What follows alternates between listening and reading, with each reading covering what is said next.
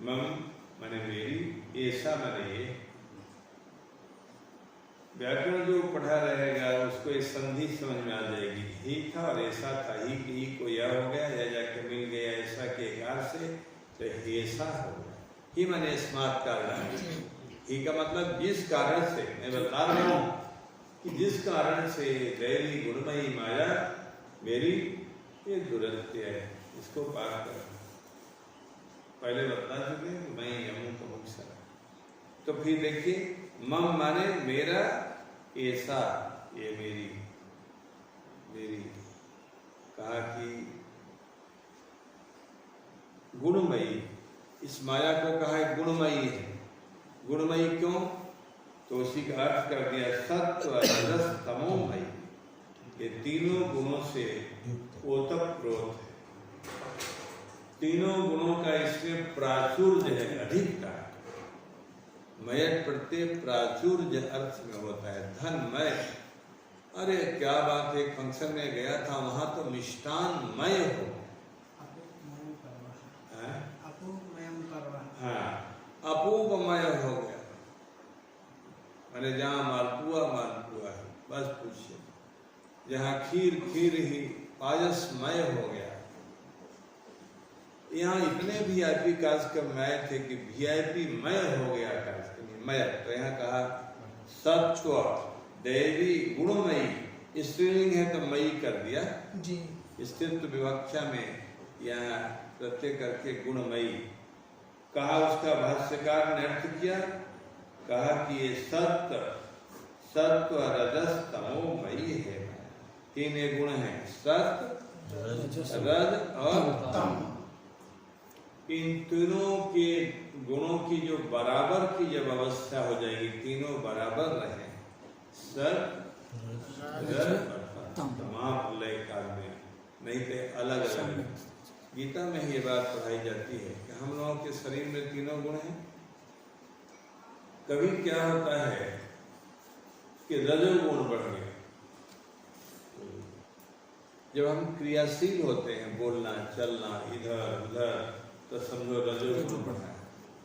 रजोगुण का काम है कि वो क्रियाशील बना देता है। वो बोलेगा चलेगा, कभी इधर जाएगा, कभी झाड़ू लगाएगा, कभी दौड़ लगाएगा, कभी चिल्लाएगा।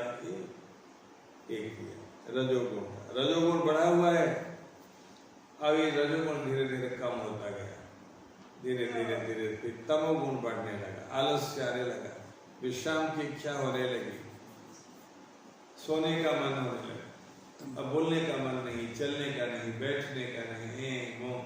एक जहाँ मैं रहता था, मंडलेश्वर जी कहते थे, जो 1 क्विंटल लेके प्लेटफार्म पर दौड़ता था, अब उसको तो बैठा ही नहीं जा रहा है, वो शरीर ही नहीं चला पा रहा है, जहाँ हुआ वहीं लेट गया है। ये तमोगुण का प्रभाव बांधता है। तमोगुण जैसे बांधने का, किसी को बांध दीजिए तो आगे नहीं बढ़ता, तो तमोगुण ने बांधा, क्रियाशीलता को कम कर दिया, बोलने को भी कम, चलने को भी कम, हाथ पैर को भी कम, सारे को एकदम शिथिल। और जब अब जब ये बढ़ा तमोगुण, तो रजोगुण दब गया और सतोगुण भी दब गया।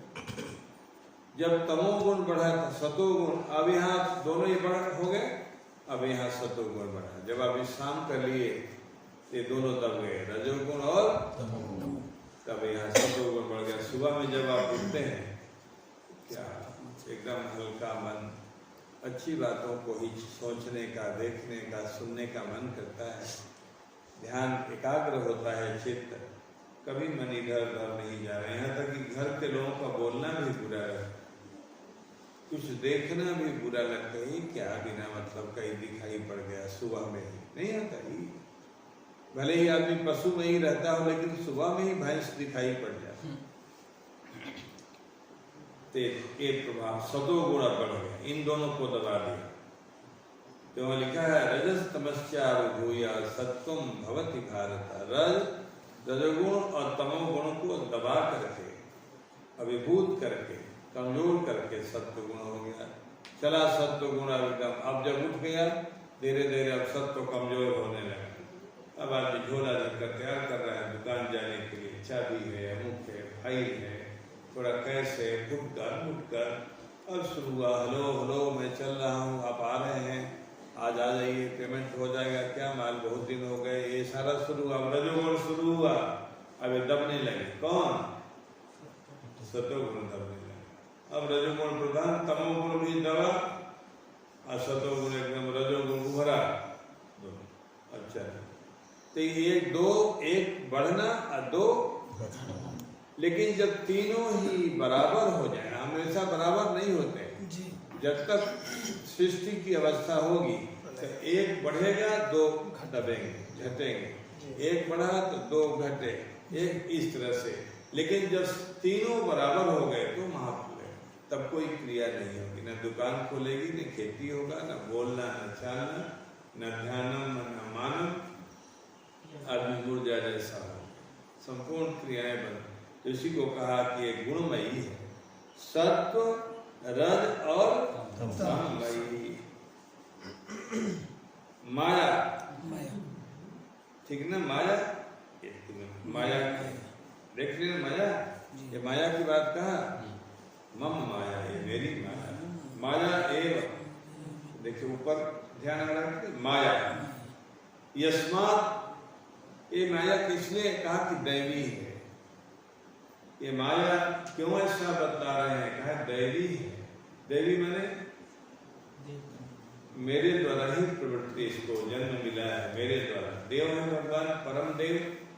कहा दैवी का मतलब देवेना, देवता के द्वारा ये निर्मित है।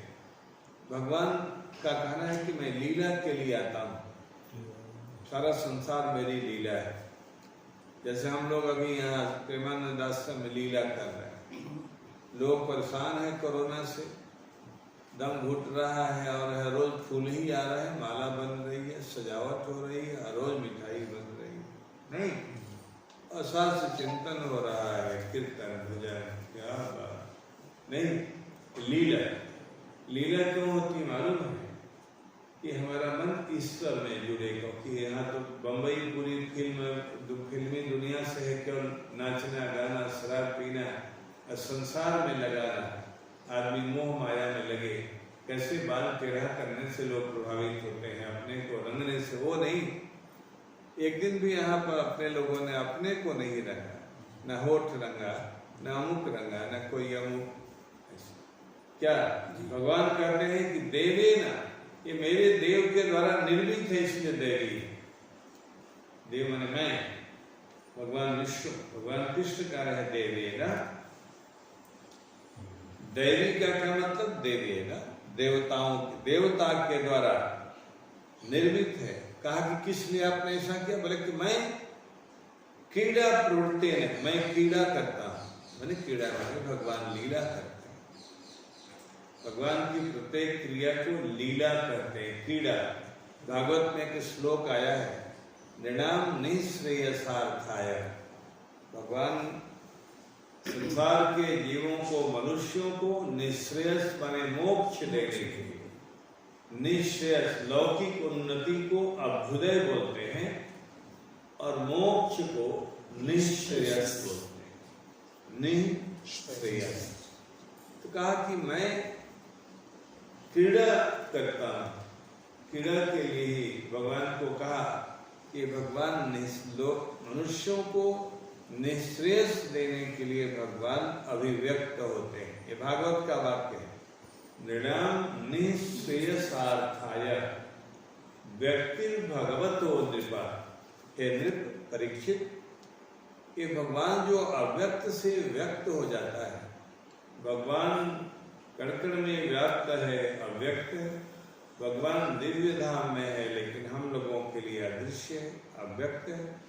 वो जब व्यक्त होता है माने मनुष्य के रूप में आता है, तो उसका क्या प्रयोजन है, कहा को लीला करने के लिए आता है, क्रीड़ा, वो क्रीड़ा करने आता है। व्यक्ति निर्णाम निःश्रेयसाय, निःश्रेयसार्थाय व्यक्ति भगवतो नृपा। करता क्या है, भजते एकादशी क्रीड़ा, वो क्रीड़ा करता है, भजते माने क्रीड़ा का संपादन करता है। का उसका क्या फल हुआ, क्रीड़ा माने लीला, विभिन्न लीला, गोद चराता है, कभी जो गलत कर रही हैं यमुना जी में जो नंग स्नान नहीं करना चाहिए, गोपियों को नहा रही हैं, वो भी कीड़ा लीला है, उसके उनके वस्त्र को चुरा लिया। उसको नंगी औरतों को देखने का दुर्व्यसन नहीं है, वासना से प्रेरित होकर के वैसा नहीं कर रहा है।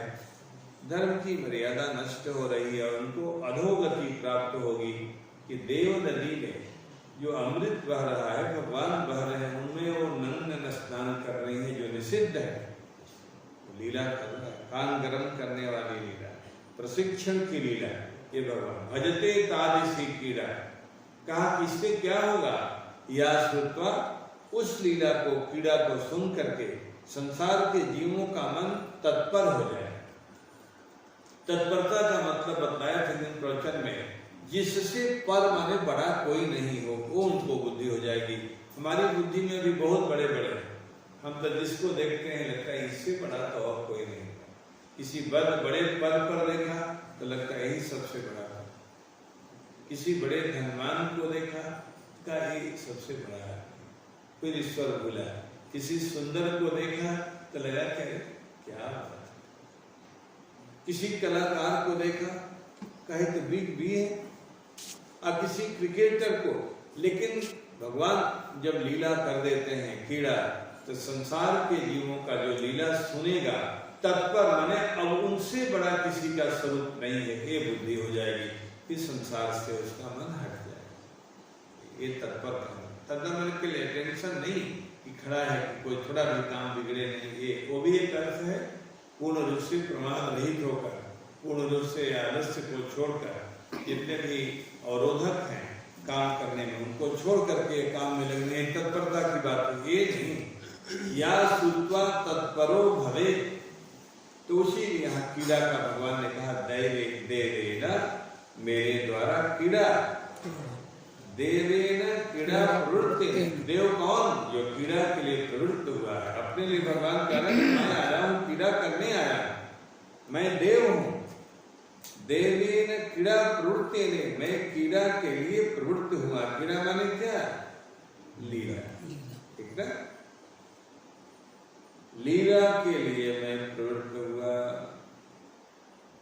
फिर क्या हुआ, माया एवं निर्मिता, वो मेरे द्वारा ही माया निर्मित। कीड़ा के लिए प्रवृत्त जो मैं हूँ, वो मेरे द्वारा ही माया निर्मित। फिर ऊपर से दैविक की व्याख्या हो रही है, देवेना निर्मिता, देव के द्वारा जो निर्मित है उसी को कहेंगे दैवी। थोड़ा उसको और विस्तार किया, भगवान प्रवृत्त क्या किया, कहा कीड़ा प्रवृत्ति, कीड़ा के लिए मैं आया, लीला के लिए। कहा कि आप करेंगे क्या लीला में आकर, तो आपको बता दिया भागवत के माध्यम से। भजते तादृशी कीड़ा या श्रुत्वा तत्परो भवे, मैं कीड़ा करूंगा तो उससे जीवों के चित्त का हरण करूंगा, जो इधर उधर भटक, जो शादी की प्रथा है। मैं पहले सोचता था शादी की बात जन्म लेते ही सोचने लगते हैं, बेटी हो गई, अब फिर दहेज होगा, ये होगा, ये बेटा हो गया, इसकी भी शादी। ये क्यों शादी की प्रथा चला दिया, ये केवल लोगों का चित्त इधर उधर आयु के अनुसार भटक करके राक्षस नहीं बना दे, इसलिए इनको एक जगह बांधने के लिए बहुत अच्छा है।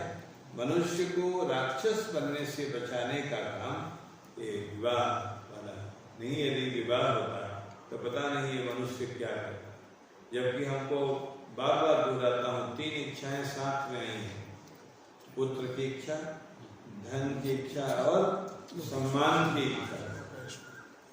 पुत्र ऐसा, वित्त ऐसा और लोक ऐसा, लोक प्रतिष्ठा। पशुओं में भी जो लीडर होता है वो आगे चलता है। यदि आगे उसका बच्चा भी आ जाए तो यथाशक्ति धीरे से उसको मारता है। क्या बड़ों मनुष्यों में ही नहीं है।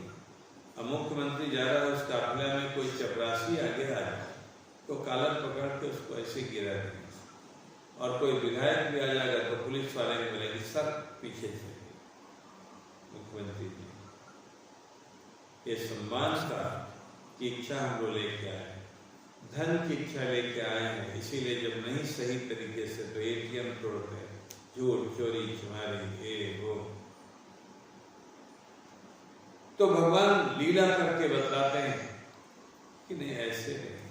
लंका मिलने के बाद हमें पता है कि मैं लंका को विजय प्राप्त करूंगा रावण को, लेकिन भाई को बना दिया है कि हम गलत ढंग से धन संग्रह नहीं करते।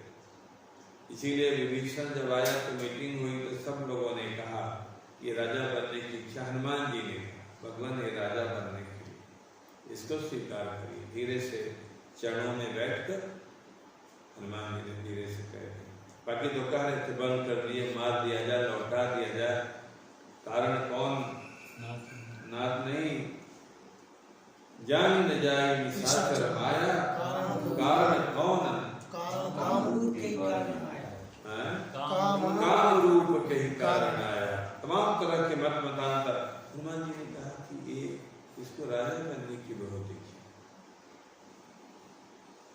राम जी ने प्रवचन अपना सुना तो उन्होंने कहा कि आओ आओ आओ लंकेश आओ। पहली शुरुआत ही क्या, कैसे लंका में रहते हो, आप जैसे सात्विकों को रहने लायक तो नहीं है। तो उन्होंने अपना कहा ये भी दर्शन जी बिचारी। लेकिन मुख्य बात जब समझ लिया विभीषण कि भगवान को पता चल गया कि मैं राजा बनना चाहता था, उसने कहा कि जी पहली इच्छा थी, लेकिन जब आपके प्रेम की सरिता बही तो सब बह गई, वासना बह गई, अब नहीं। तो भगवान वासना को बहाने के लिए लीला करते हैं, इतनी बड़ी नदी पैदा कर देते हैं, लोगों का आकर्षण प्रेम बढ़ जाता है भगवान में। तो वही कहा भजते तादृशी। वो तुलसीदास जी तो मानते, वो चौपाई पहले सुनिए। उरकछु प्रथम वासना रही, प्रभुपद प्रीति सरित सो बही। आपके चरणों के प्रेम की सरिता में वो बह गई, अब वो वासना के कण नहीं है, अब मुझे राजा नहीं बना, अब केवल आपकी सेवा करना। आगे सही स्वरूप में जो जीव ईश्वर का अभिप्राय है कि इन्होंने क्या कहा, थोड़ा ध्यान दीजिए। देव दैवी माने देवेना, देवता के द्वारा माने मेरे द्वारा। क्रीड़ा प्रवृत्ति ने, मैं क्रीड़ा के लिए माने लीला के लिए आया हूँ, शरीर धारण किया हूँ। माया माया एवं निर्मिता, उसी मेरे द्वारा ही माया निर्मित। माया का असली जन्मदाता माया।